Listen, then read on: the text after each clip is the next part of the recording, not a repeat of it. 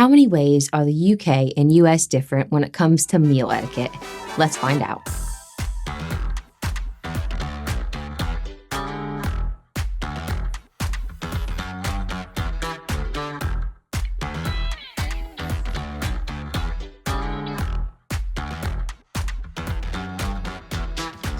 Hey guys, it's Amanda. I'm back with another video about the differences between the US and the UK, and today we are talking about meal etiquette. It's no secret that the two countries do things differently. When I first moved over here, I remember I was sat in a restaurant looking at the silverware, wondering which one I was supposed to use. There were so many to choose from, and I remember feeling like such a goof. So that's why I thought it would be fun to share some of the most significant differences that I've come across. Before I start, I just want to mention that like all of my other videos, this is based on my personal experiences. I'm in no way speaking for every single American or British person out there. And let me know, what is the biggest difference in mealtime that you've heard or come across between the two countries, and put it in the comments. Once the food is cut up, we typically put down the knife and just use our fork to pick up the food. When dining British style, you keep your knife and your fork in your hands, and you do not put it down unless you need to grab a drink or a napkin or something. And I will say, I found it super awkward at first. I had to consciously think about how I was eating, which was obviously something that we don't normally do. But you'll be happy to know that I've mastered it now. I've had so many conversations about this one, as Brits find the way we eat so weird. For those of you who don't know, we usually cut up several pieces of food so we aren't constantly picking up and putting it down our knife. Brits would never usually do this unless they were cutting up their children's food, as I've heard many times in the comments.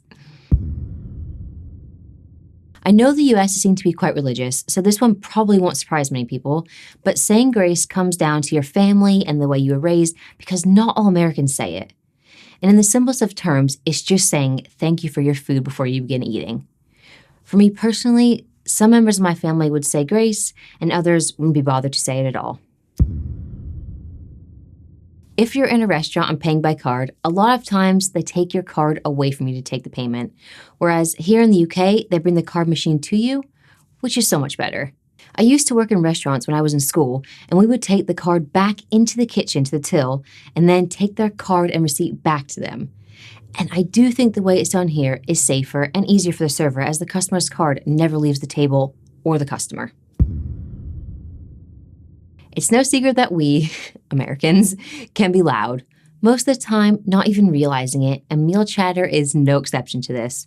It wouldn't be uncommon to hear the conversation from the table next to you, so the volume in restaurants in the US is typically much louder.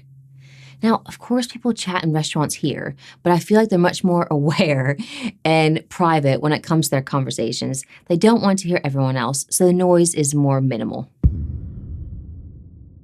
It's common to customize your food order in the States. If you don't want something or you like it replaced, we would just ask the waiter, politely of course. We don't see any problem in doing that, whereas in the UK that doesn't happen as often. Most Brits will just eat the meal as is, and that's that really. And I don't know if it's really seen to be rude, but maybe someone can clear that up in the comments for me.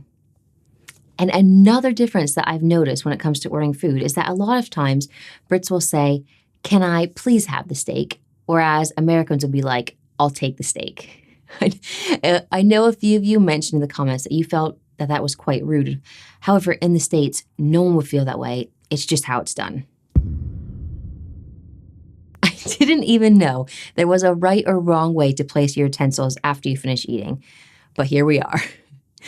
Proper etiquette in the US is to put it diagonally across the plate when you're finished. However, if I'm honest, it's more commonly just placed on the plate any old way. At least where I grew up, it was not a big deal. But in the UK, you should place the utensils side by side in the middle of your plate, fork down and knife to the right. Both countries tip, but in the US, we are known for tipping even if the service wasn't great or necessarily deserving of one.